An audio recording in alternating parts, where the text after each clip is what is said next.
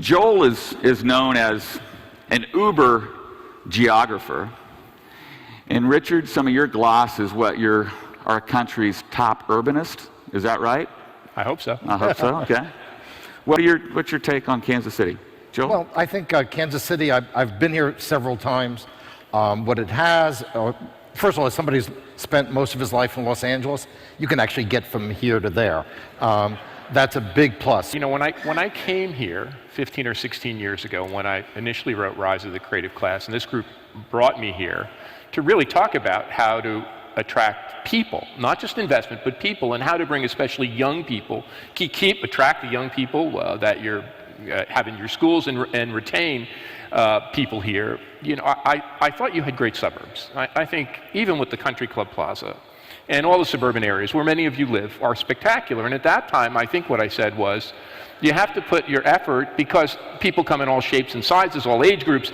There's family-friendly communities, but there's got to be a community that's friendly for younger people. And I think I was more than amazed. I was taken aback. Companies, when I talk to them, they say, look, I want to attract a 35-year-old engineer and their spouse. They make $95,000, $100,000, $150,000 a year. They can't go to Silicon Valley anymore. They want to find something that has some of the nice things about California, but they want to be able to afford a decent quality of life. And they shouldn't be forced to make the choice. I did hundreds of interviews in Brooklyn about this, where they say, I either can have a family, own a home somewhere else, or stay in Brooklyn. A city and a region shouldn't make people make that choice.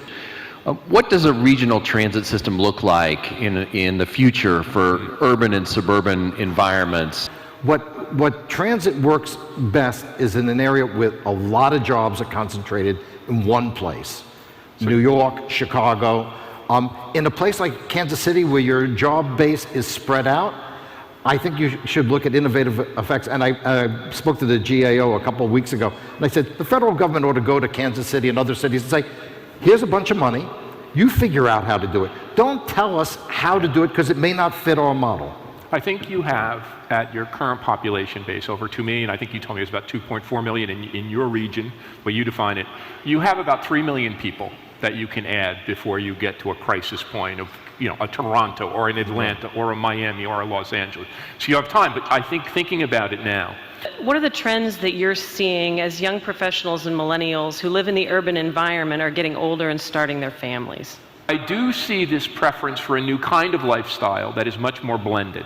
And it's kind of what urbanists have always talked about. Sometimes they've talked about it like Greenwich Village or Georgetown as the examples, forgot that these great suburbs had the same thing, but I think that's what people are looking for. How do you all think that cities can create an environment that actually promotes the workforce to want to stay in that environment? Safety is number one, good schools is number two, and then having these walking environments. You know, one of the things that developers have been telling me a lot now is the day of, I'm going to offend some other people, I guess.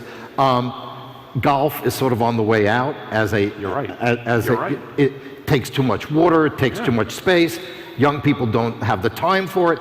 They'd rather have a bike trail or a hiking trail. What are the advantages of being a heartland Midwest city, and which markets do you think KC competes with? Well, Rich, take that. You're in the center of one of the largest markets in the world. So from a logistics, there's a reason Amazon and others are here, and Google came. You're in the middle of a place that you're in the middle of the Midwest, which is, look, climate change is going to affect all of us, but you're not Miami or New York, or you're not a coastal city, so you are buffeted from that kind of thing.